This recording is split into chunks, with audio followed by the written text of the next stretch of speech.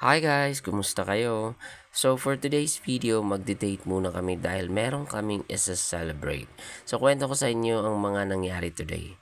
Actually, mansa rin namin ngayon kaya kami lalabas. Our plan is pupunta kami sa Centennial Park, which is one of our favorite spot here in Ligan City. Napakaganda ng view, fresh air, and peaceful ambience. Balak naming mag-picnic dito at manood ng sunset together. Yun, ang ganda na sana ng plan. Very romantic. So, for the go na nga kami, ang unang target namin is bibili kami ng ulam, which is both kami nagka-crave ng Maki's Fried Chicken, fried of Iligan, kahit sa Cagayan de Oro meron nito. So, sikat itong fried chicken dito sa Iligan. Kasi, for me, isa sa reason kung bakit ako bumabalik-balik dito is yung kanilang sauce. And maganda rin naman yung timpla ng manok nila. So walang nalutong manok doon sa first branch na pinuntahan namin. So pumunta na kami dito sa kabila kasi madadaanan rin naman to itong nasa Tibanga pag pupunta ka sa Centennial Park. So ito na talaga yung daanan. So good thing is pagdating namin dito, meron silang naluto, hindi naman marami pero at least meron pa ring available options, no, hindi katulad dun sa kabila na wala talaga. So since meron, chinek ko muna kung meron ba talaga silang sauce.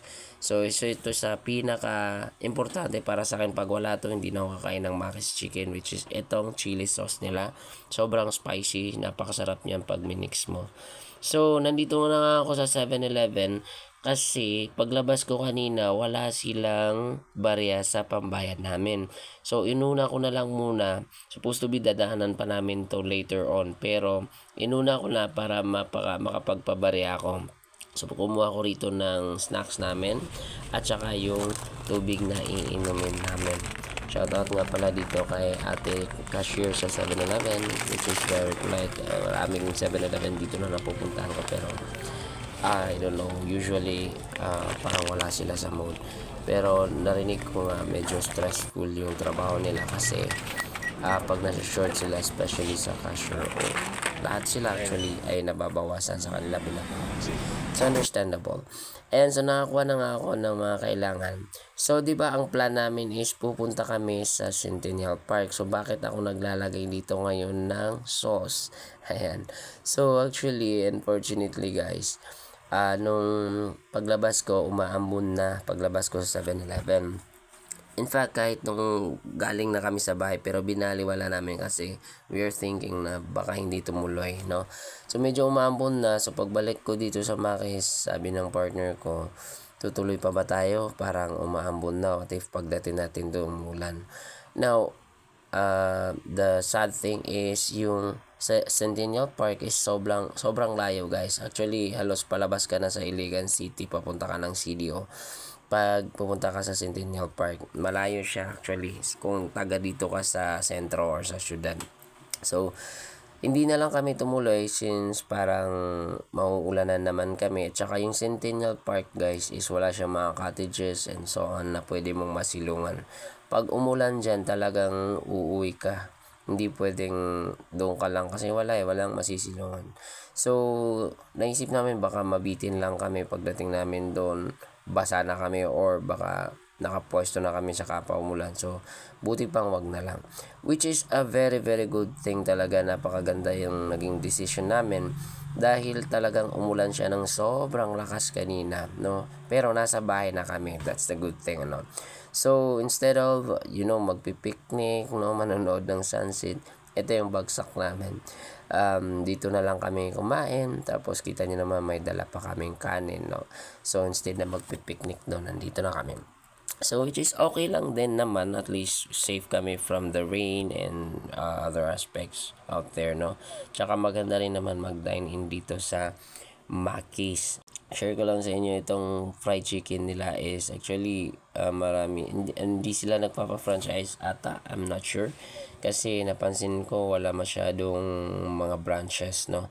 Hindi katulad ng isa Crispy King, napakarami na in just a very short period of time, which is eto unang sumikat ito rito sa Iligan. Since high school pa ako kumakain na ako rito no, kasi talagang ito yung sauce nila. In fact, hindi lang ako, marami akong kaibigan na kumakain rito. nasabi talaga nila, yung sauce talaga nila yung binabalik-balikan. Bali, ang ginagawa kasi dyan is, minimix namin yung chili sauce, tapos nilalagyan ng ketchup, and then toyo.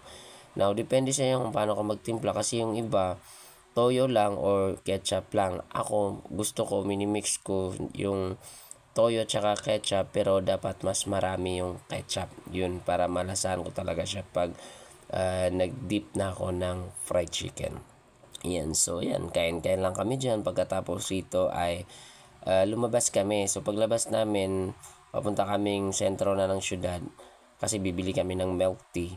Yun, umaambon na habang tumatagal, medyo lumalakas yung ambon. Tapos bumili kami ng ink, and then umuwi na kami. Medyo basa-basa na kami ng konti pagdating sa bahay kasi nga mostly ambon, maambon. Ngayon, in just a few hours na nagpapahinga kami sa bahay, yun na nga, bigla nang bumagsak yung napakalakas na ulan. So nagkatinginan na lang talaga kami na sabi namin sa isa't isa, buti hindi tayo tumuloy. Kundi wala, magsisisi talaga tayo ng todo. Ayan.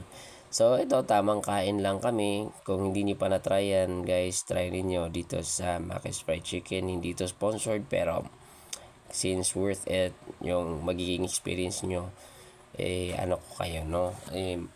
Kumbaga, inspire ko kayo na kumain din dito. Sa mga nakakain dyan dito, kwento nyo naman, comment nyo kung paano kayo magtimpla din ng sauce ninyo, at saka kung ano yung pinaka nagustuhan nyo dito sa Mac's Fried Chicken. Guys, please follow and like, support me on my goal here on Facebook or Meta, no, na magkaroon ng at least 10k followers this year of 2025. Ayan, since nagpo-focus na ako dito medyo, dahil yung sa YouTube natin is nawala na yun, no? May mga unfortunate things na nangyari doon, which is na-hack and so on. But moving forward, dito tayo kay Meta, no?